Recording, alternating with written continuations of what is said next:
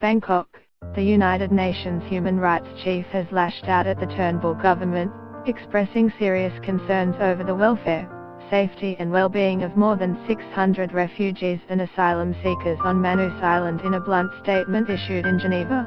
Said Rad al-Hussein, the UN High Commissioner for Human Rights, described the situation on the Papua New Guinea island as an unfolding humanitarian emergency. Share on Facebook, share on Twitter. Tweet link: refugees and asylum seekers protesting inside the now closed regional processing facility on Manus Island, which they refuse to leave.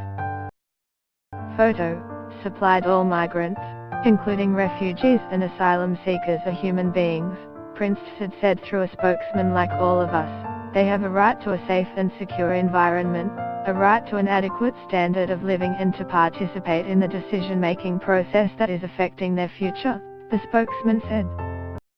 Related articles: Manus refugees should be brought to Australia. Manus authorities turn away food aid as humanitarian crisis deepens. The men have refused to leave the Australian-funded regional processing centre on Manus Island over fears for their safety outside. The UN Refugee Agency UNHCR has backed many of the men's claims that new camps to accommodate them are unsafe because they are open to the violence-racked Manus community and medical and other support there is inadequate. Advertisement: Titan request ad push, ad spot -300 extension 250, pose 3. The centre was closed on October the 31st and Australian contractors and service providers have left the island. You will now receive updates from Breaking News Alert. Breaking News Alert: get the latest news and updates emailed straight to your inbox. By submitting your email, you are agreeing to Fairfax Media's terms and conditions and privacy policy.